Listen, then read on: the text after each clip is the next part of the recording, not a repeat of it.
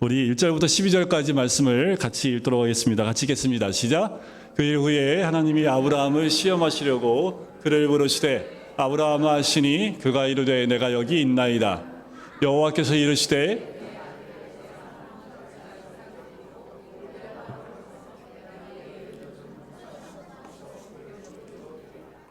아브라함이 아침에 일찍 일어나 나귀의 한 장을 지우고 두 종과 그의 아들 이삭을 데리고 번제에 쓸 나무를 쪼개어 가지고 떠나 하나님이 자기에게 일러주신 곳으로 가더니 제3일에 아브라함이 눈을 들어 그곳을 멀리 바라본지라.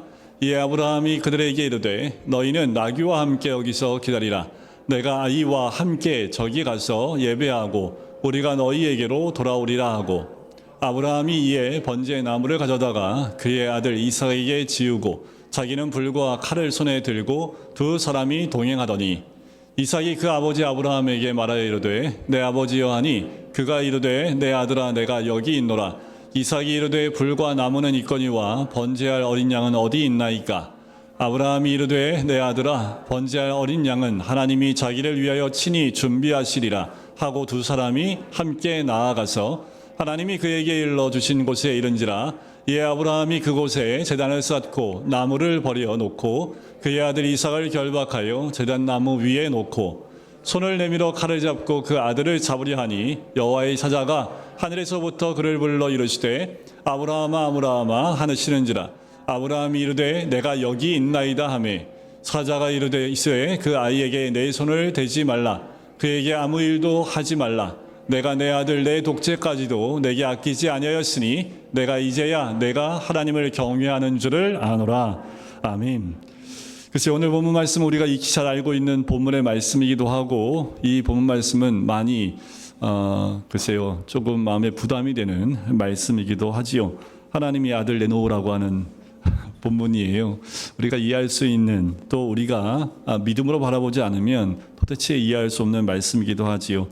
2절에 특별히 내 아들 사랑하는 독자 이삭을 가서 번제로 드리라고 명령을 하세요.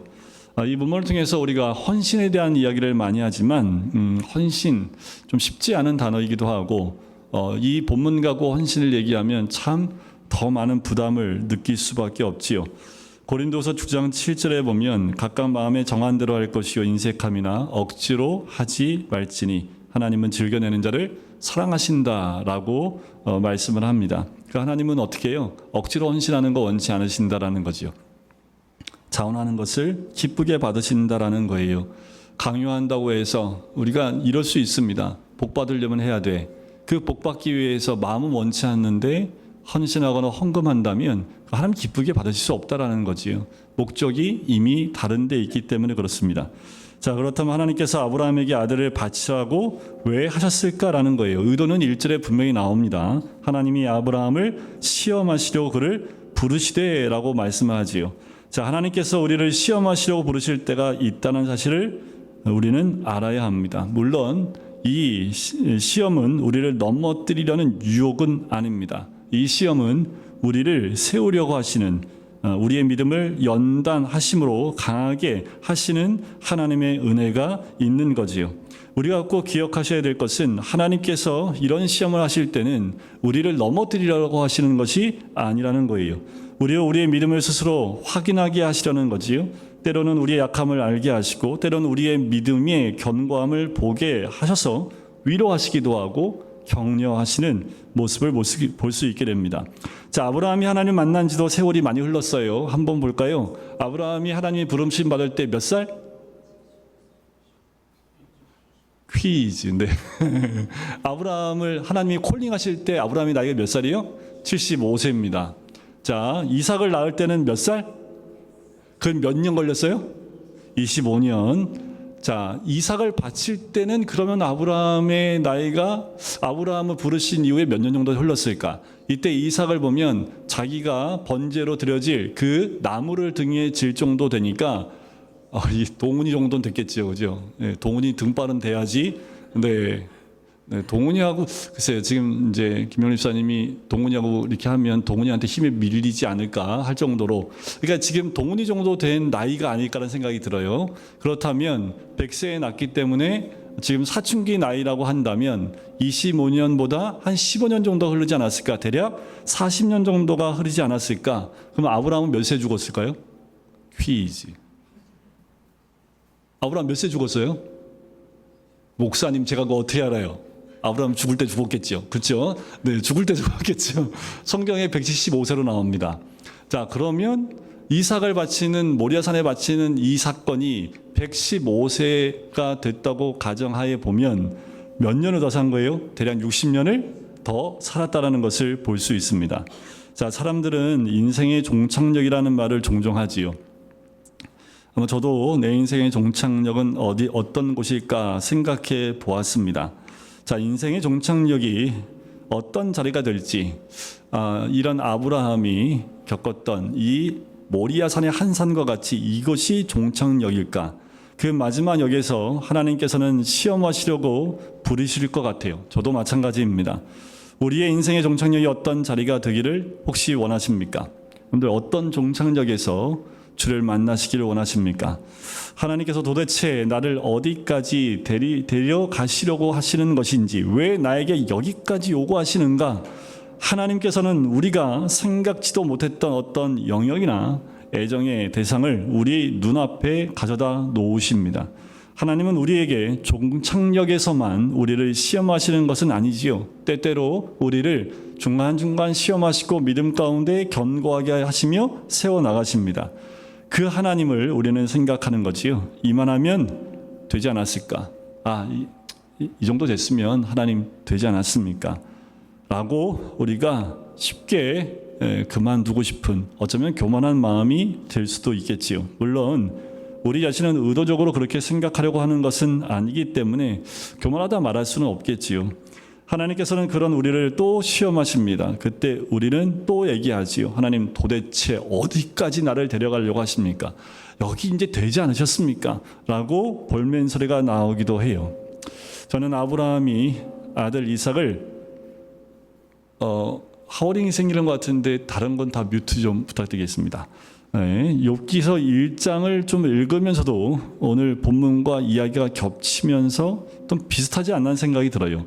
자, 하나님께서 욥을 자랑하셨습니까? 아니면 자랑하지 않으셨습니까? 자랑하셨어요. 자랑하셨는데 욥을 어떻게 했어요?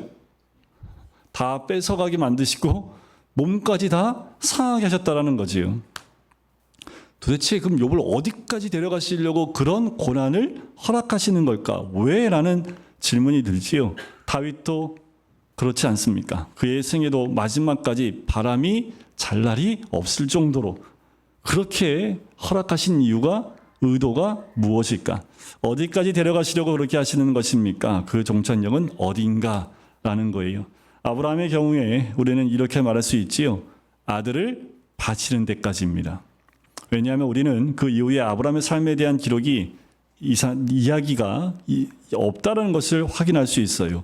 아들을 바치는 데까지 성경에 아브라함의 생애를 기록해 놓은 것은 우리를 위함이라는 것을 알 수 있습니다. 딱 아브라함이 이삭을 바치는, 그 아들을 바치는 데까지 하고 그 다음에 이어서 아브라함의 사건들이 거의 등장하지 않는 것 때문에 그래요. 그래서 우리는 아브라함의 종착역, 역 이름을 이렇게 말할 수 있습니다. 아들을 바치는 역.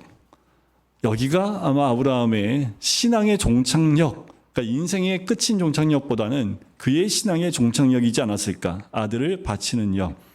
여기까지 인도하셨다면 이것은 믿는 모든 하나님의 자녀들에게도 말씀하는 바가 좀 크겠죠. 앞에서도 말했지만 하나님은 우리에게 억지로 자식을 바치라고 헌신을 강요하는 분은 절대로 아닙니다. 하나님께서 우리가 사랑하는 이삭도 독자도 필요하지 않으시지요. 하나님이 이삭을 번제로 꼭 받으셔야 될 뿐입니까? 전혀 그럴 필요가 없지요. 그렇다면 하나님께서 아브라함의 생애를 이 아들을 바치는 데까지 데리고 가신 이유가 무엇일까라는 거예요. 핵심은 헌신이 아닙니다.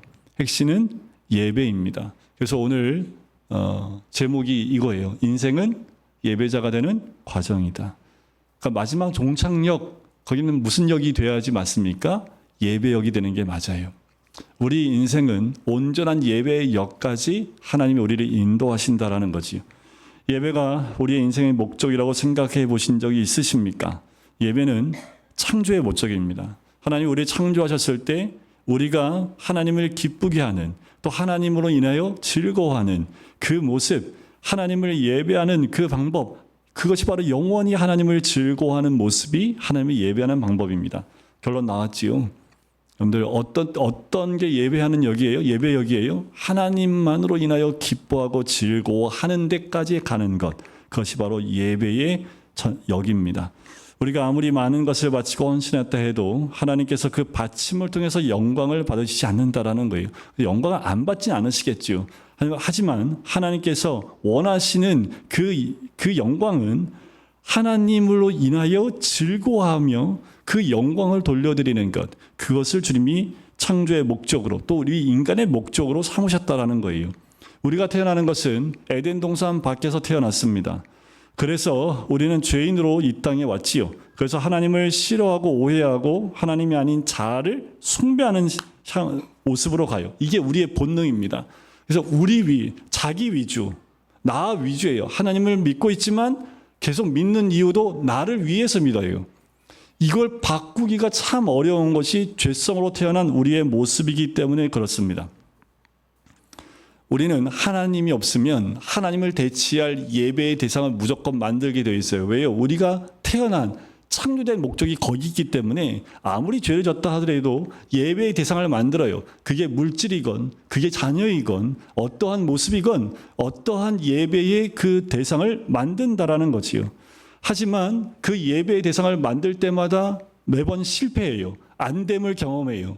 사람을 예배 대상 만들면 또 그 사람 때문에 실망한 것을 경험하게 됩니다. 물질이요? 마찬가지예요. 그런데 월드컵 경기가 얼마 전에 있었죠. 월드컵 경기 어디서 하는지 아세요? 확실히 우리 교회 분들은 별 관심이 없으셔가지고, 그런데 세상 사람들은 다 알죠. 멕시코에서, 그 미국에서 했잖아요. 이렇게 영상을 보니까 한국 사람 엄청 많이 갔더라고요. 그죠? 그 사람은 뭘 예배하고 있는 걸까요? 그런데 그 입장료를 사기 위해서 돈을 2배, 3배를 주고도 못 들어가는 자리가 있답니다. 그래서 거의 10배 그 지불을 해야지 간신히 뒤로 그 티켓을 사서 들어가는 사람도 있대요. 그걸 가만히 보면 월드컵 예배자들 아닌가라는 생각이 들어요. 그런데 4년에 한 번씩 우리나라도 월드컵 예배자들이 굉장히 많습니다. 어디 가면 만날 수 있어요? 시청 앞에 가면 막, 죄송합니다, 떼거지로 몰려 있습니다. 그냥 제가 그냥 하는 얘기지만, 그것도 거기 있다고 해서 뭐 월드컵 다 예배한다고는 그렇게는 말씀드리는 건 아니에요. 그냥 예화로 말씀을 드리는 건데, 우리가 저마다 내가 원하는 것을 위해서 뭔가 투자하는 것은 아까워하지 않습니다. 그래서 내가 예배하는 것, 그 대상을 위해서 내가 쏟아 부을 때는요, 시간도 아깝지 않고요, 물질도 아깝지 않고요, 그냥 다 쏟아 붓고도 그것이 만족스럽다고 생각해요. 만약에 저희 나라가 16강까지 갔으면요, 어마어마했을 겁니다. 딱 32강에서 탈락을 했으니까 그 예배자들이 싹 흩어지고 말았지, 이게 막 16강, 8강까지 갔으면 아마 나라 전체가 월드컵 예배자들로 꽉 찼을 겁니다. 그리고 거기에 많은 곳을 쏟아 부었을 거예요. 이 점에서 우리 하나님 예배는 어떻습니까? 주님께 예배할 때, 하나님 예배한다고 할 때 우리는 과연 이렇게 사람들이 예배의 대상을 만들어 놓고 쏟아 붓는 것 같은 그런 진심을 다해서 하나님께 예배하고 있습니까? 그 하나님은 복음 안에서 당신의 선하심과 사랑을 우리에게 확증하신 하나님이시지요. 어떻게 해요? 아들을 아끼지 않고 주신 거예요. 복음만이 하나님의 가치를 알고 인정하게 하는 하나의 창과 같습니다. 그 역사 속에서 수많은 순교자들이 이 복음 안에서 하나님의 영광을 보았기 때문에 자기의 생명을 그냥 순교의 자리 가운데 던질 수 있었던 거지요. 아브라함의 예배는 어떻습니까? 그는 이 본문에서 하나님께 최고의 예배를 드리고 있는 거예요. 그 전에 하나님이 아브라함이 하나님께 드린 예배는 짐승 가운데 흠없는 것을 잡아드리는 제사였습니다. 그런데 오늘 하나님께서는 짐승이 아니라 가장 소중한 아들 이삭을 제물로 삼아 예배할 것을 요구하지요. 우리는 성경 전체에서, 그리고 인류 역사에서 이보다 더 강렬한 예배를 만날 수가 없지요. 인신제사를 하나님이 원하신 걸까요? 그렇지는 않습니다. 여러분들, 인신제사를 드렸던 이방 우상들은요, 그 대상을 섬기는 것보다 어떤 목적이 있어요. 두려움이 있기 때문에 그 신의 마음을 달래기 위해서 인신제사를 드렸던 거지요. 아브라함의 예배는 진짜 예배였습니다. 하나님께 무엇인가 얻어내기 위해서 아들을 바치는 것이 아니지요. 단지 하나님의 힘에 굴복해서 무서워서 드리는 것도 아닙니다. 히브리서 기자는 이 부분에 대해서 정확하게 이야기합니다. 히브리서 11장 17절부터 19절입니다. 말씀을 좀 띄워주시겠어요? 같이 한번 읽어보겠습니다. 가시겠습니다. 시작. 아브라함은 시험을 받을 때에 믿음으로 이삭을 드렸으니 그는 약속들을 받은 자로 돼 그 외아들을 드렸느니라. 그에게 이미 말씀하시기를 내 자손이라 칭할 자는 이삭으로 말미암음이라 하셨으니. 다음이요. 그가 하나님이 능히 이삭을 죽은 자 가운데서 다시 살리실 줄로 생각한지라. 비유컨대 그를 죽은 자 가운데서 도로 받은 것이니라. 자, 아브라함이 드린 예배는 어떤 예배예요? 믿음으로 드린 예배였습니다. 그리고 그 믿음은 능히 이삭을 죽은 자 가운데서 다시 살리실 줄을 믿는 믿음이었다라는 거지요. 아브라함의 예배는 진짜 예배였습니다. 제단 위에 결박당하여 누워있는 이삭을 향하여 아브라함이 칼을 들었을 때 하나님은 천사를 통해서 막으셨지만 그 예배는 이미 하나님이 향기롭게 받으신 영광을 받으신 예배였습니다. 그리고 하나님께서 아브라함의 탁월한 예배라고 또 인정을 하시는 거지요. 창세기 22장 16절부터 18절 말씀에 보면 이렇게 기록되어 있습니다. 내가 나를 가르쳐 맹세하노니 내가 이같이 행하여 내 아들 내 독자도 아끼지 아니하였은즉 내가 내게 큰 복을 주고 내 씨가 크게 번성하여 하늘의 별과 같고 바닷가의 모래와 같게 하리니 내 씨가 그 대적의 성문을 차지하리라. 또 내 씨로 말미암아 천하 만민이 복을 받으리니 이는 내가 나의 말을 준행하였습니다. 자, 이렇게 혹시 말하고 싶은 분이 있을지 모르겠습니다. 저는 괜찮은데요. 저는 그냥 아브라함 같은 집에 그냥 이대로 있으면 좋겠는데요. 저는 아브라함도 아니고 욥도 아닙니다. 그러니까 저는 그냥 이대로가 좋습니다. 저를 놔두십시오. 라고 혹시 마음에 생각하는 분들이 계실 겁니다. 제가 여러분들 마음 너무 잘 알죠. 저는 거기까지 가고 싶지 않거든요. 그냥 지금 이 상태로가 저는 좋습니다. 말할 수 있어요. 자, 자기가 무슨 말을 하는지 혹시 아시는지 모르겠어요. 이 말은 이런 뜻입니다. 나는 그냥 버려진 인생을 살기 원합니다. 하나님 손 놔주십시오. 인생의 목적이 하나님을 즐거워하고 예배하는 하는 것이라지만 저는 그냥 편히 살다 지옥 가겠습니다. 이 말과 다르지 않아요. 기억하십시오. 하나님은 사랑하는 아들마다 징계하시고 의인은 고난이 많으나 여호와께서 그의 모든 고난에서 건지신다라고 말씀해요.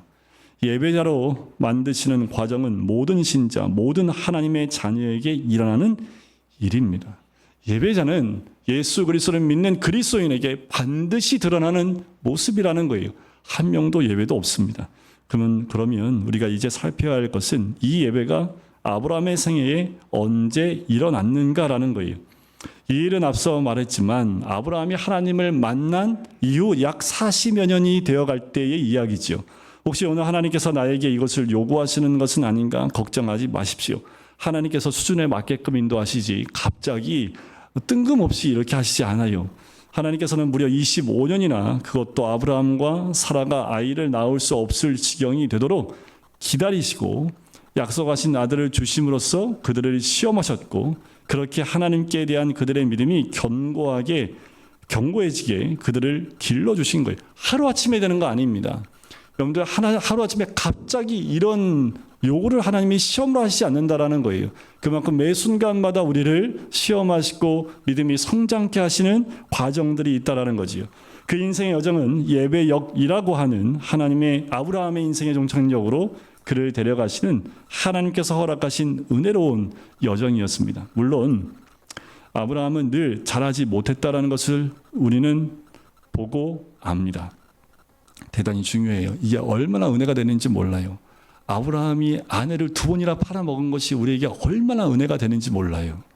만약에 여러분들 이렇게 생각해 보세요. 아브라함이 75세에 부름받아 쫙 가서 이삭 바치고 복받고 말았더라 하면 하나의 그냥 성인 한 명 딱 보고 우와 하고 끝나겠지요. 그런데 부르심 받고 창세기 12장이 바로 애굽으로 내려가서 아내를 팔아버려요. 그리고 26장에 또 뒤에 가면 아내를 누이라고 속여서 이방 왕의 첩이 되는 것을 보고만 있었던 아주 비겁한 남편이었습니다. 이렇게 강조하는 것은 여러분들 가운데 그래도 남편이 여러분들은 팔아먹진 않았잖아요. 돈 받고 팔아먹진 않았잖아요. 자, 그럼 또 아내의 성화에 못 이겨서 하갈을 또 아내로 맞이해서 아들을 낳았을 뿐만 아니라 아내의 말에 따라서 하갈과 그 아들을 또 내쫓아버리는 비겁한 인간이었지요. 하지만 하나님이 그런 아브라함을 포기했습니까? 포기하지 않으셨습니다. 저는 성경이 아브라함의 이런 비겁한 행동들을 기록해 놓은 것을 인해서 얼마나 감사한지, 왜냐하면 그 안에 우리가 있기 때문에 그래요. 그럼에도 불구하고 포기하고 버리지 않으시는 선하신 하나님의 은혜를 볼 수 있기 때문에 그래요. 포기하지 않으시는 하나님의 열심이 결국 아브라함처럼 비겁하고 치졸한 남자를 오늘 본문에서 보는 남자로 인도하셨다라는 거지요. 그러니까 실망하실 필요가 없어요. 하나님은 후회도 않으시고 우리 선택하시고 우리를 구원시키신 것을 한 번도 후회하지 않으시고 끝까지 우리를 믿음의 길로 인도하시는 줄 믿습니다. 나 좀 못해요. 아니요. 하나님은 못한다고 했을 때 또다시 우리를 달래시고 선한 길로 인도하시는 하나님인 줄 믿습니다. 우리가 손 놓고 못하겠다고 했을 때 그 손에 힘을 다시 주시면서 아니야, 할 수 있어 라고 우리를 격려하시면서 또 일어나게 하시고 또 걷게 하시는 하나님의 모습을 우리는 보게 됩니다.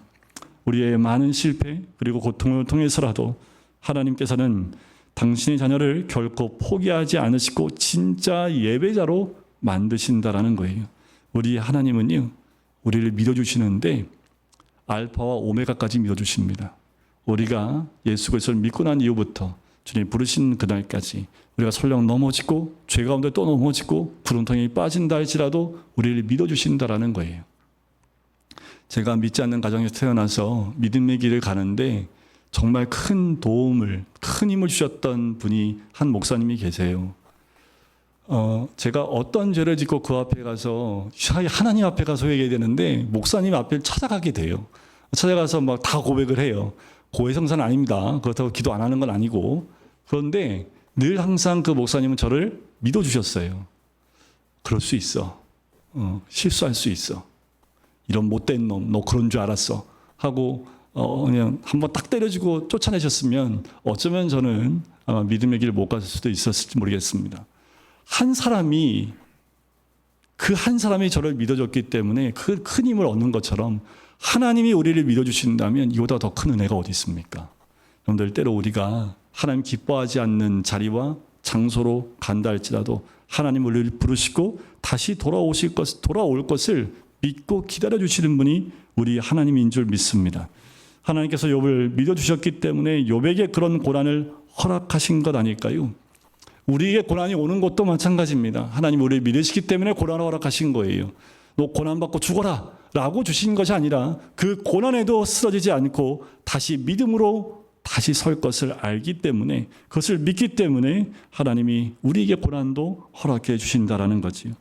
우리 신자의 삶은 딱 두 단어로 정리가 됩니다. 은혜와 영광입니다. 조나단 에드워드는 이렇게 얘기해요. 은혜는 시작된 영광이고 영광은 완성된 은혜다. 신자의 삶은 이미 영광이 시작된 삶입니다.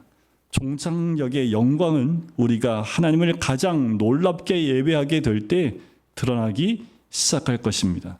그리고 영원토록 하나님 앞에서 하나님을 즐거이 예배함으로 영원한 영광을 누리는 거지요. 그 모습을 어디서 발견할 수 있냐면 천상의 예배에 거기서 천천만만의 천사들과 모든 피조물이 하나님께 올린 찬송에 우리는 귀를 기울일 필요가 있습니다. 같이 한번 읽어볼까요? 요한계시록 5장 11절부터 13절까지입니다. 우리 같이 읽겠습니다. 시작! 내가 또 보고 들음에 보좌와 생물들과 장로들을 둘러선 많은 천사의 음성이 있으니 그 수가 만만이요 천천이라. 죽임을 당하신 어린 양은 능력과 부와 지혜와 힘과 존귀와 영광과 찬송을 받으시기에 합당하도다 하더라. 내가 또 들으니 하늘 위에와 땅 위에와 땅 아래와 바다 위에와 또 그 가운데 모든 피조물이 이르되 보좌에 앉으신 이와 어린 양에게 찬송과 존귀와 영광과 권능을 세세토록 돌릴지어다. 우리가 드릴 찬양입니다. 마지막 요한계시록 5장 가운데 우리가 만만천천히 돼서 하나님께 찬양할 그 찬양의 제목이 여기에 있는 거지요. 아들을 바친 것은 사실 아브라함이 아니에요. 하나님께서 우리를 위해서 그 일을 이미 하셨지요. 하나님은 우리를 위해서 하나님의 영광의 독생자를 주신 하나님이십니다. 우리를 구원하시기 위해 이미 그 아들이신 예수 그리스도 독생자를 우리 위해 주신 분, 그 영광이 이 모든 신자들의 삶의 여정에 이미 시작되었지요. 예배자로 만들어지는 과정은 이미 시작됐습니다. 언젠가 죽음의 침상에서 우리는 평생 우리 자신이 놓지 못하던 모든 것을 다 내려놓을 때가 올 것입니다. 예배가 없지요. 그때 우리는 어쩔 수 없어서가 아니라 절정의 믿음으로 그렇게 할 수 있기를 바랍니다. 어쩔 수 없이가 아니라 믿음으로 주님 앞에 다 내어놓으며 하나님의 영광 가운데 가기를 원합니다. 빌리 그레함 목사님의 사모님인 룻 그레함 여사님이 임종 전에 자신의 묘비명을 이렇게 제안했었답니다. 공사 끝. 하나님 오래 참아주셔서 감사합니다. 우리 인생인 것 같아요. 이 사모님의 이 고백, 이 묘비명 공사 끝. 하나님 오래 참아주셔서 감사합니다. 공사가 언제 끝날까요? 하나님 앞에 가서 우리 마음껏 찬양하는 그 순간 공사는 끝나요. 그때까지 하나님은 참아주시고 우리를 인도하시는 하나님의 은혜가 있는 줄 믿습니다. 성령님과 함께 우리는 공사 중인 인생을 마치고 은혜가 완성의 영광에 들어가게 되는 날 하나님 앞에서 서로를 보며 함께 공사 끝 선언하고 감사할 수 있는 우리 모든 성도님 되시기를 주님의 이름으로 간절히 축원드립니다.